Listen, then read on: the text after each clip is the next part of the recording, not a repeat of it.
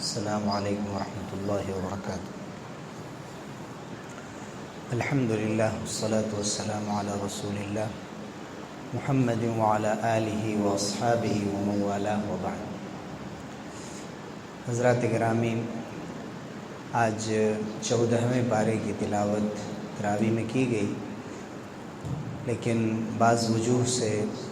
ہم سورہ ہود تک تفسیر کا خلاصہ بیان کر سکے تھے، تو آج سورہ یوسف سے ہم اس کا آغاز کرتے ہیں۔ سورہ یوسف مکی سورہ ہے اور ایک ایسی سورہ ہے کہ جس میں حضرت یوسف علیہ السلام کا پورا واقعہ ایک ساتھ شروع سے اخیر تک ایک ہی سورہ کے اندر ذکر کیا گیا۔ حضرت یوسف علیہ السلام کا نام تو اور بھی کئی جگہ قرآن مجید میں آیا، لیکن ان کا مکمل واقعہ، ان کی زندگی کا بیشتر حصہ اسی سورہ کے اندر ذکر کیا گیا۔ دوسرے انبیاء کا تذکرہ مختلف جگہوں پر قرآن مجید میں کیا گیا ہے، اگر ان تمام واقعات کو اور ان حصوں کو جوڑا جاتا ہے تو ایک تسلسل قائم ہوتا ہے، لیکن یہ امتیاز صرف حضرت یوسف علیہ السلام کو ہے کہ مکمل ایک سورہ اللہ تعالیٰ نے ان کے حالات پر نازل فرمائی اور اس کو احسن القصص قرار دیا، بہت ہی خوبصورت قصہ اسے بتایا،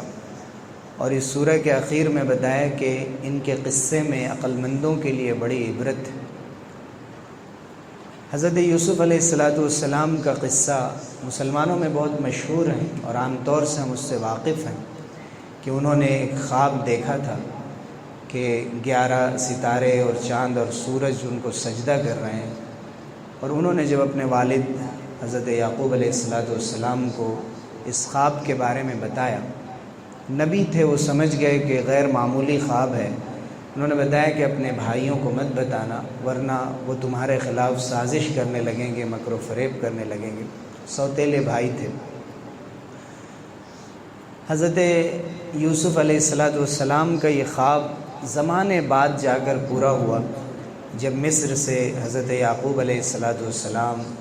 ان کی اہلیہ محترمہ، ان کے سب بیٹے حضرت یعقوب حضرت یوسف کے سامنے مصر میں آئے، اور انہوں نے حضرت یوسف علیہ السلام کے سامنے تعظیم کا سجدہ کیا، جو مصر کے طریقے کے مطابق اس وقت رائج تھا، اور پچھلی قوموں میں یہ سجدہ اصل میں تو اللہ کو ہی کیا جاتا تھا، قبلہ وہ شخص ہوتا تھا کہ جس کی تعظیم مقصود ہوتی تھی، یہ سجدہ کوئی عبادت کا سجدہ نہیں ہوتا تھا۔ اس واقعے میں حضرت یوسف علیہ السلام کے واقعے میں دیکھیں تو ان کے بھائیوں نے مشورہ کیا، جب یہ دیکھا کہ حضرت یوسف علیہ السلام کی والدہ کا انتقال ہو چکا تھا، حضرت یوسف اور ان کے ایک چھوٹے بھائی بنیامین جو حضرت یعقوب کو بہت محبوب تھے، ایک تو اس وجہ سے کہ بڑے خوبصورت بھی تھے، خوبصیرت بھی تھے،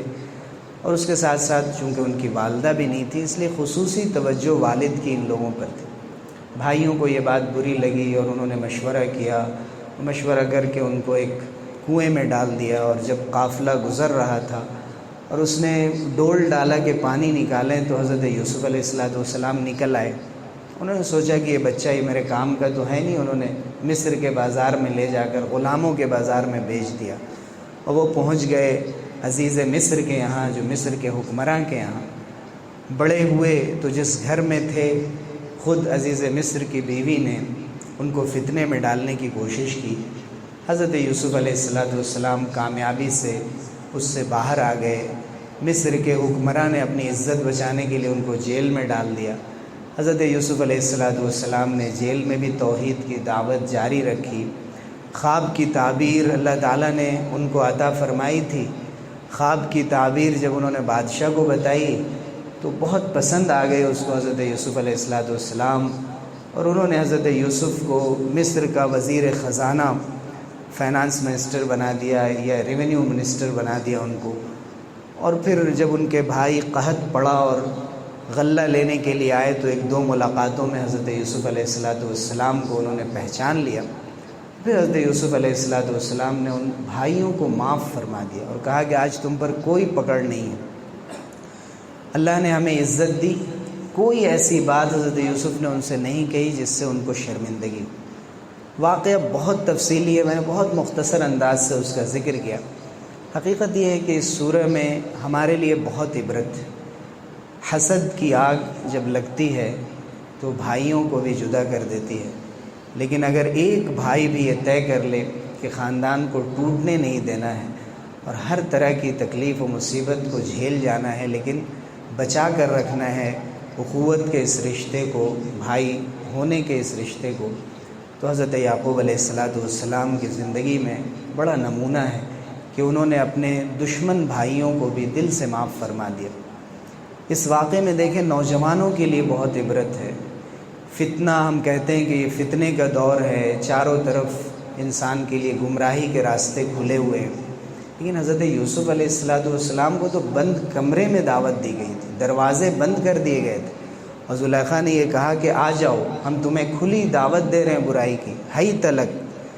حضرت یوسف علیہ السلام نے جو اسوہ ہمارے لیے چھوڑا ہے، معاذ اللہ انہ ربی احسن مثوائے، کبھی بھی کسی ناجائز عشق کی طرف بلایا جائے یہ ہماری زبان پر جاری ہوتی، اللہ کی پناہ، میرے رب نے مجھے بہترین ٹھکانہ دیا ہے، میں اپنے رب کی نافرمانی نہیں کر سکتا۔ انہ لا یفلح الظالمون، یہ کھلا ہوا ظلم ہے کہ انسان خود اپنے اوپر کرتا ہے، اور ظلم کرنے والے کبھی کامیاب نہیں ہو سکتے۔ پھر دیکھیے کہ حضرت یوسف علیہ السلام جب جیل میں گئے ہیں، وہاں بھی انہوں نے اپنی دعوت کا سلسلہ، توحید کی دعوت کا سلسلہ جاری رکھا، ایک لمحے کے لیے بھی اس سے غافل نہیں ہوئے، اور یہی انبیاء کی شان ہوتی ہے، اور یہی اس امت کی شان ہے۔ جہاں کہیں بھی رہیں وہ چیلنجز اور مشکلات کو مواقع میں تبدیل کر دیتے ہیں، حالات جیسے بھی ہوں۔ جیلوں میں رہتے ہوئے بھی ہمارے علماء نے اور دوسرے حضرات نے ہر دور میں اس کی مثال قائم کی ہے کہ حق بات کی وجہ سے، یہاں بھی حضرت یوسف علیہ السلام کو عزیز مصر نے صرف اپنی عزت بچانے کے لیے جیل میں ڈال دیا تھا۔ حضرت یوسف سے جب کہا بھی گیا نکلنے کے لیے تو حضرت یوسف نے یہ سوچا کہ جب تک صاف صاف لوگوں کو معلوم نہ ہو جائے کہ میرا دامن داغدار نہیں ہے، میں نکلنے کو تیار ہوں۔ زلیخا نے کہا میری غلطی تھی، ان عورتوں نے کہا کہ میری غلطی تھی، چاروں طرف سے جب یہ بات سامنے آ گئی تو حضرت یوسف علیہ السلام نکلے، اب پھر بھی اس بات کا اعتراف کر رہے ہیں نبی ہو کر، اور نبی بھی کیسے، جن کے والد بھی نبی اور جن کے دادا بھی نبی اور پردادا بھی نبی، کس طرح سے حضرت یوسف ابن یعقوب ابن ابراہیم، یعنی حضرت یوسف علیہ السلام خود نبی، والد بھی نبی اور دادا بھی نبی، یہ تین سلسلوں میں یہ نبوت ہوتے ہوئے بھی اللہ رب العزت نے جو ان کو، بلکہ حضرت یعقوب، پھر حضرت اسحاق، پھر حضرت ابراہیم، یعنی چار سلسلہ اس میں نبوت کا، اس کے باوجود بھی کہہ رہے وما ابرئ نفسی، میں اپنے آپ کو بری نہیں سمجھتا گناہ سے۔ نفس تو برائیوں کا حکم دے ہی دیتا ہے، انسان برائی میں پڑ ہی جاتا ہے۔ جب وہ ایسا کہہ سکتے ہیں تو ہم سب کو اس بات کا اعتراف ہونا چاہیے اللہ کے سامنے بھی،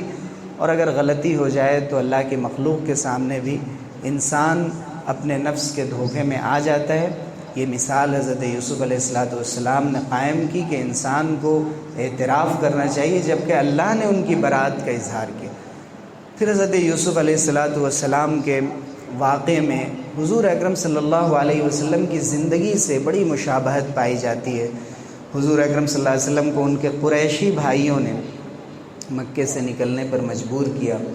غار ثور میں پناہ لینی پڑی، وہ بھی ایک طرح کا گویا کنواں تھا۔ حضور اکرم صلی اللہ علیہ وسلم کو جس طرح سے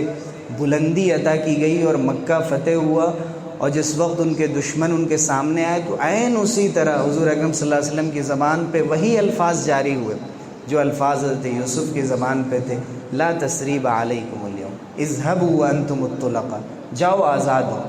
آج ہمیں بدلہ لینے کا پورا اختیار ہے لیکن آج ہم معاف کرتے ہیں۔ یہ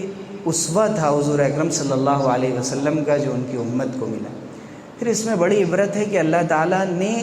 ہم نے یہ طے کیا، کذالک کدنا لیوسف، ہم نے یوسف کے لیے راستے نکالے، تدبیر کی، وَلَقَدْ مَكَّنَّا لِيُوسُفَ فِي الْأَرْضِ، ہم نے یوسف کے لیے زمین میں قدرت عطا کی اور ان کو اقتدار عطا کیا، اور ایک آیت سے پتہ چلتا ہے کہ بعد میں ان کو پھر عزیز مصر بھی بنا دیا گیا، اور اونچا عہدہ اللہ تعالیٰ نے ان کو عطا کیا۔ اس سورہ کے اندر ہمارے لیے بڑی عبرت ہے کہ اللہ تعالیٰ جس چیز کو چاہے جس چیز کے لیے استعمال کر لے۔ قمیص، جس قمیص میں جھوٹا خون لگا کر ان کے بھائی لے کر آئے تھے اور اس قمیص کو دیکھ کر حضرت یعقوب غمزدہ ہو گئے تھے، اسی حضرت یوسف کی قمیص کو اللہ تعالیٰ نے حضرت یعقوب کی خوشی کا ذریعہ بنا دیا، ان کی بینائی واپس ہو گئی۔ جب حضرت یوسف نے قمیص بھیجی اور حضرت یعقوب کی آنکھوں پر وہ قمیص رکھی گئی تو حضرت یوسف علیہ السلام کی بینائی واپس آ گئی، اور پھر ان کو مصر بلایا، پورے اہل خاندان کو، اور اپنے تخت پر بٹھایا اپنے والدین کو، حضرت یعقوب کو بھی، اور ان کی اہلیہ محترمہ کو جو حضرت یوسف علیہ السلام کی خالہ ہوتی تھی یا گویا سوتیلی والدہ تھی ان کو بھی انہوں نے عزت کے مقام پر بٹھایا، اور پھر حضرت یوسف علیہ السلام بڑی عاجزی کے ساتھ، انکساری کے ساتھ فرماتے ہیں، اے ہمارے رب، آپ نے ہمیں بادشاہت عطا کی، خوابوں کی تعبیر سکھائی، آسمان و زمین کے خالق آپ ہیں، آپ ہی دنیا اور آخرت میں میرے کارساز اور مالک اور نگراں ہیں۔ فاطر السماوات والارض انت ولی فی الدنیا توفنی مسلما والحقنی بالصالحین، حالت اسلام میں مجھے اپنے پاس بلائیے گا اور مجھے نیک لوگوں میں شامل فرما دیجیے۔ یہ انبیاء کا وہ طریقہ ہے